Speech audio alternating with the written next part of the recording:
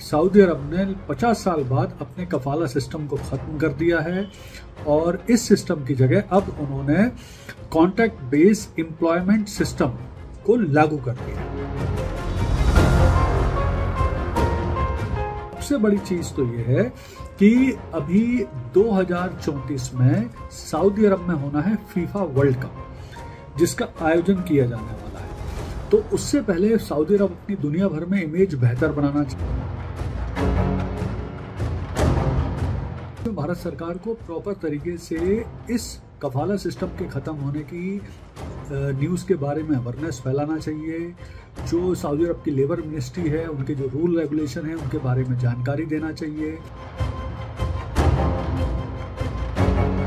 नमस्कार दोस्तों, आज बात करेंगे एक इम्पॉर्टेंट डेवलपमेंट पर, और वो डेवलपमेंट ये है कि सऊदी अरब ने 50 साल बाद खत्म कर दिया है अपना कफाला सिस्टम।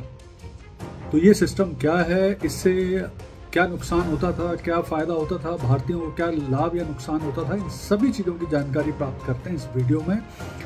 तो देखिए, सबसे इम्पोर्टेंट चीज ये है कि सऊदी अरब ने 50 साल बाद अपने कफाला सिस्टम को खत्म कर दिया है और इस सिस्टम की जगह अब उन्होंने कॉन्ट्रैक्ट बेस्ड एम्प्लॉयमेंट सिस्टम को लागू कर दिया है। तो सबसे पहले तो हम समझते हैं कि आखिर ये कफाला सिस्टम है क्या। तो देखिए, क्या होता है कि जो गल्फ काउंसिल के देश हैं, गल्फ कॉरपोरेशन काउंसिल के देश हैं, जिसमें प्रमुख रूप से Saudi Arab, Oman, Qatar, Bahrain, Kuwait, UAE वगैरह हैं, उनमें ये कफाला सिस्टम चलता था। तो इन देशों में अगर काम करने के लिए कोई वर्कर या भारतीय जाना चाहता था तो उसे एक लोकल स्पॉन्सर की जरूरत पड़ती थी, जिसे कफिल कहा जाता था। और ये कफिल ही पूरी तरह से उस वर्कर को नियंत्रित करता था, यानी एक तरह से वो उस देश में इसका लोकल गार्जियन, लीगल गार्जियन बन जाता था।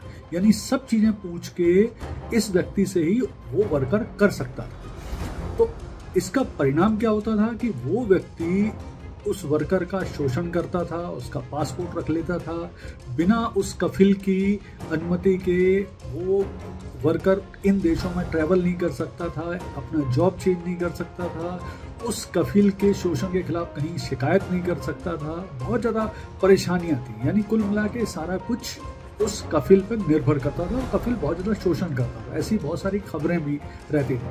अगर आपने वो एक फिल्म, बहुत फेमस मलयाली फिल्म है गोट, मतलब उसका मलयाली नाम तो कुछ और होगा, तो वो फिल्म काफ़ी पॉपुलर भी हुई थी, जिसमें इसके बारे में, कफिल सिस्टम के बारे में काफ़ी बताया गया था। सऊदी अरब ने उसको बैन भी किया।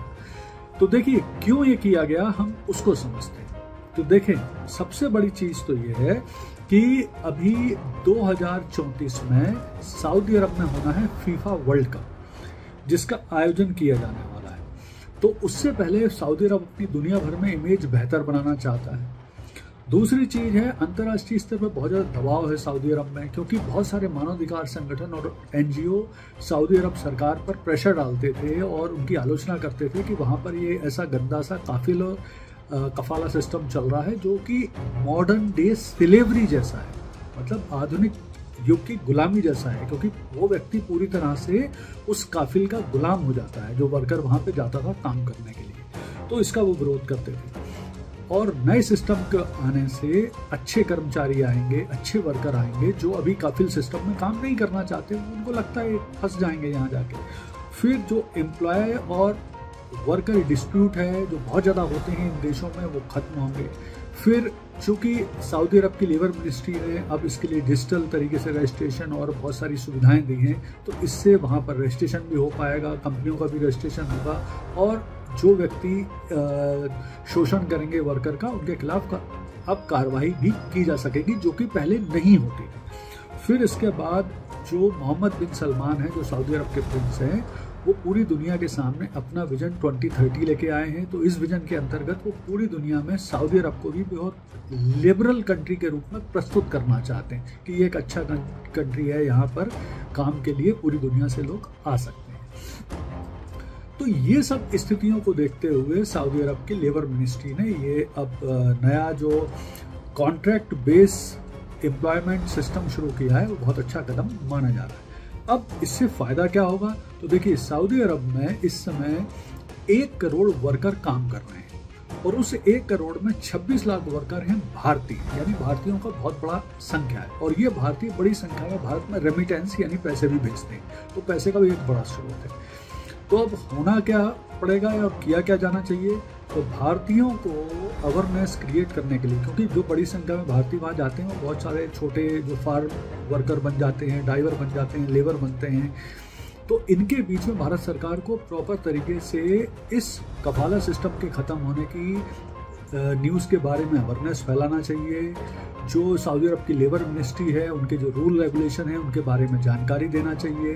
भारत का जो सऊदी अरब में एम्बेसी है उसको भी अपने प्रॉपर तरीके से जानकारी स्प्रेड करना चाहिए सऊदी अरब में जो भारतीय लेबर है उनके बीच में, और उनके लिए भी एक रजिस्ट्रेशन है, इस तरह की जानकारी देना चाहिए।